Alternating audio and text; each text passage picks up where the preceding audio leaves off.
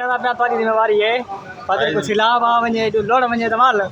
सारी जिम्मेदारी है टेंशन नहीं। ओके क्योंकि मैं किसी याद नहीं है जड़ा बंदा मुझे को शेर शाह ले ओता तोरे इलाके जा गए सारे कैंप लाई बटन बार तुसा किदे ही वे टाइम था कोई दसे सो केड़ी जगह ते वे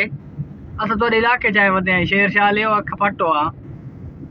साजी नंगरे अख पटाऊं अगर आज पटेन यार की में दे कैप लाइन दिठई ए वाटरप्रूफ है हां ए चेक करो ए शेर शाह ले अपने जेडे कैंप लाई बैठे ही बे वाटरप्रूफ हां इना कने ए ता पूछू जेड़ा दूल्हा दे दूल्हाने ओदे वास्ते क्या सीन होसी जेड़ा ताजा यार हुन मैं कल एक रीति वीडियो विच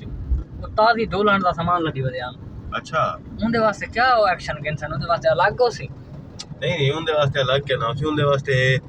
ओ कैबिन जेड़ा लेसन ना ऊ तो बाहर दो बंदे खड़े थे अच्छा ताकि उठा आधे खुद पे ही है असा तो पूछते पे ऐसा रीजन पूछते पे भाईजान इंतजाम हो पहले तो ए बंदा पूछे कि यार शादी बाद ही बंदा सलाबी सूरत हाल है शादी दी बंदे 8 दिन पहले शादी थी और मेरी इवन से 8 12 पहले शादी थी चुकी है तो मेरे घर सिलाब आ गया उन्हें मैं क्या करे साऊं ये करने के अल्लाह को तौबा करनी है ये आप दिन हनीमून तो बनाना जरूरी है वो ठीक है लेकिन अदब के दायरे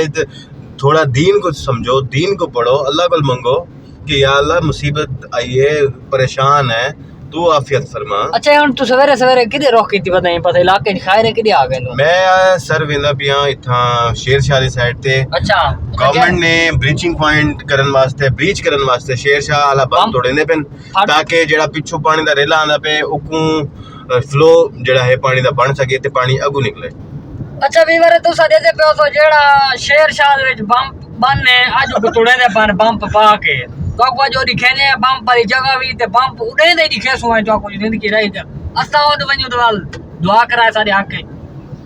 इंशाल्लाह तू सा ओदे ए ओ इंसान सारे नाल जेड़े शख्स बैठे अल्हम्दुलिल्लाह इन्हां दी इतनी ऑडियंस है ना ई वजह तो घंटिया गाली करन पे मत तो सारे तरफ वायरल थे यार घटी